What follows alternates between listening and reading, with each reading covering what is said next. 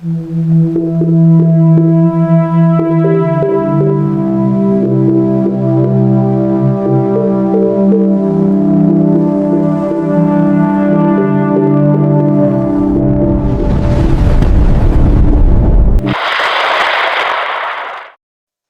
araw po sa inyong lahat.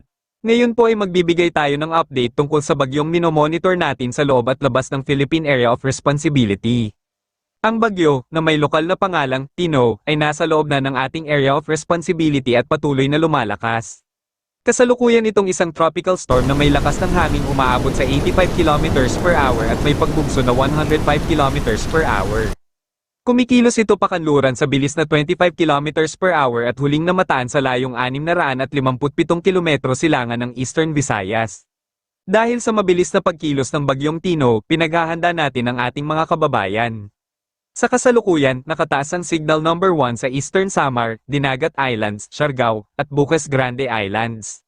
May banta ng hanging aabot sa 39 hanggang 61 km per hour na may warning lead time na 36 na oras. Hindi pa natin mararanasan ang malakas na hangin dahil mayroon pa tayong 36 na oras para maghanda, ngunit dapat pa rin tayong maging alerto dahil anumang oras ay maaaring magbago ang lagay ng bagyo. Dahil din sa bagyong Tino, may babala rin tayo sa malalakas na pag-ulan dulot ng pinagsama-samang epekto ng bagyo at ng mga weather system na umiiral sa ating bansa. Inaasahan natin ang 50 hanggang 100 mm na pag-ulan sa Isabela, Aurora, Quezon, Camarines Norte, Camarines Sur, Catanduanes, Albay, Sorsogon, Masbate, Northern Samar, Samar, Marinduque, Oriental Mindoro, Romblon, Aklan, Capiz, Iloilo, Guimaras, Negros Occidental, Surigao del Norte, Misamis Oriental, at Siquijor. Samantala, 100 hanggang 200 mm naman na pag-ulan ang inaasahan sa Eastern Samar, Leyte, Cebu, Bohol, Southern Leyte, Dinagat Islands, Surigao del Norte, at Agusan del Norte. Sa mga nabanggit na lugar, maging alerto sa malalakas na pag-ulan dulot ng trap o extension ng bagyong Tino na matatagpuan natin sa silangang bahagi ng Visayas. Dahil sa patuloy na pag-ulan, asahan natin ang mga pagbaha sa mga mabababang lugar at posibleng pagguho ng lupa sa mabundok na lugar.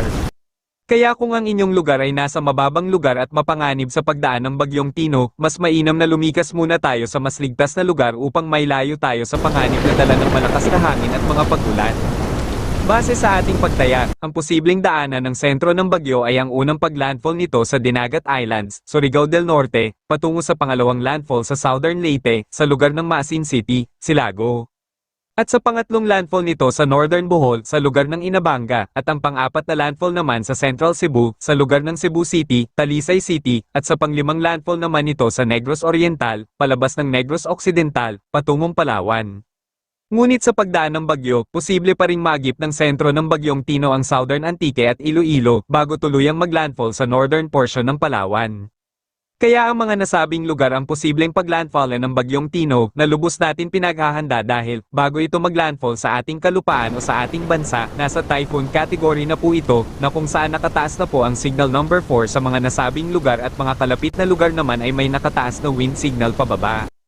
Kaya maging alerto at updated sa mga bagong ulat panahon na aming ilalabas upang makapaghanda ng maaga.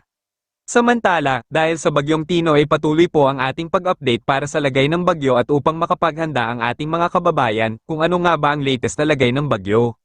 Para maging updated po kayo sa mga bagong ulat panahon, mag-subscribe po kayo sa aming YouTube channel at huwag kaligtaan mag-share para marami po tayong maabisuhan ng mga kababayan ukol sa latest update sa bagyong Tino.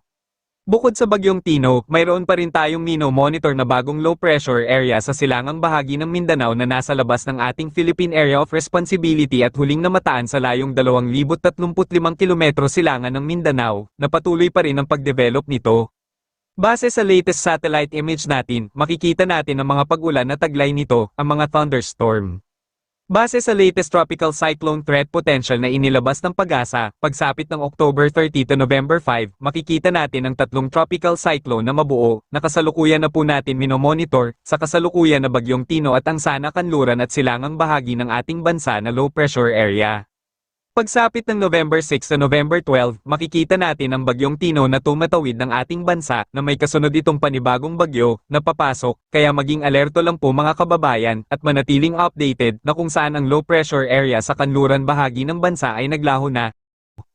Sa kasalukuyan, makikita natin na nasa labas na ito ng ating Philippine Area of Responsibility at palayo na ng ating bansa, kaya wala po tayong inaasahan na epekto ng low pressure area na nasa kanluran bahagi ng ating bansa. Para naman sa magiging lagay ng panahon, asahan po ang mga pag-ulan pa rin sa Cagayan Valley Region, Isabela, Aurora, Apayao, Abra, Kalinga, Mountain Province, Benguet, Ilocos Norte, Ilocos Sur, La Union, Batanes at Babuyan Group of Islands. Pangasinan, Nueva Vizcaya, Quirino, Nueva Ecija, Zambales, Tarlac, Pampanga, Bulacan dahil sa epekto ng hanging amihan o southeast monsoon dahil sa bahagyang pagbaba nito. Samantala, sa mga nalalabing bahagi ng Luzon dahil sa epekto ng surline, makakaranas pa rin ng mga thunderstorm na kung saan makakaranas ng pagsilip ng araw at mga kalat-kalat na pag-ulan sa Cavite, Rizal, Laguna, Batangas, Quezon, Polillo Islands, Camarines Norte, Camarines Sur, Catanduanes, Albay, Sorsogon, Masbate, kabilang ang Oriental Mindoro, Occidental Mindoro, na makakaranas ng mga biglaang buhos ng pag-ulan dulot ng thunderstorm ng surline at hanging easterlies na hinihila ng Bagyong Tino. Samantala, para sa magiging agwat ng temperatura, dito sa Luzon, Lawag, 25 at 31 degrees Celsius, Tugigaraw, 24 at 29 na degree, Baguio, 17 at 25 degree Celsius, Metro Manila, 25 at 32 degree Celsius, Tagaytay 23 at 30 degree Celsius, Legazpi, 25 at 32 degree Celsius. Para naman sa magiging lagay ng panahon sa Visayas, asahan pa rin po ang localized thunderstorm sa ating mga kababayan sa Palawan, samantala posible na po makakaranas ng mga pag-ulan ang ating mga kababayan natin sa Eastern Samar, dulot ng Bagyong Tino, kaya maging alerto sa mga pag-ulan na posible magpabaha sa mga mabababang lugar. Samantala, ang nalalabing bahagi ng Visayas na makakaranas ng localized thunderstorm na magbubuhos ng mga kabilang buhos ng pag-ulan sa Bohol, Cebu, Siquijor, Negros Islands Region, Antique, Iloilo, Capiz, Aklan, Guimaras. Para naman sa magiging agwat ng temperatura dito sa Visayas at Palawan, posible pa rin umaabot sa 24 at 32 Tacloban, 25 at 32, Iloilo 26 at 32 degrees Celsius, samantala dito sa Kalayaan Islands 25 at 32 degrees Celsius ang ating inaasahan, Puerto Princesa, 25 at 32 degrees Celsius. Para naman sa magiging lagay ng panahon dito sa mga kababayan natin sa Mindanao, samantala patuloy pa rin ang pag-iral ng mga localized thunderstorm sa Mindanao, sa Zamboanga Peninsula, Autonomous Region in Muslim Mindanao, Soc-Sargen, Northern Mindanao, Davao, samantala. Dito sa Caraga Region posible na makakaranas ng bahagyang maulap na papawirin na may kalat-kalat na pag-ulan dulot ng bagyo na papalapit sa ating bansa, kaya asahan din ang mga pag-ulan lalo na pagsapit ng gabi dito sa Dinagat Islands, Surigao del Norte. Para sa magiging agwat ng temperatura dito sa Mindanao, dito sa Cagayan de Oro, 24 at 31 degrees Celsius, 25 at 33 degrees Celsius, Zamboanga 24 at 33 degrees Celsius. Samantala, para sa magiging lagay ng ating karagatan, sa kasalukuyan wala pa tayong nakataas na gale warning sa kahit anong baybayin ng ating karagatan, ngunit kapansin-pansin na rin ang pagtaas ng alon sa sakop ng Bagyong Tino, kaya posible na po ang pagtaas ng gale warning bukas ng umaga. Sa kasalukuyan, ang ating seaboard ay may light to moderate ang lagay ng panahon sa silangang bahagi ng Visayas at Mindanao, at kanluran bahagi ng Visayas at Mindanao. Samantala, may inaasahan pa rin tayong moderate to rough sea condition sa hilaga ng ating bansa na kung saan ay umiiral pa rin hanging amihan, na siyang nararanasan natin pagsapit ng madaling araw ang malamig na panahon dahil po yan sa hanging amihan. Iyan po ang pinakalit na update sa lagay ng ating panahon ngayong araw ng Linggo. Ingat po mga kababayan and God bless.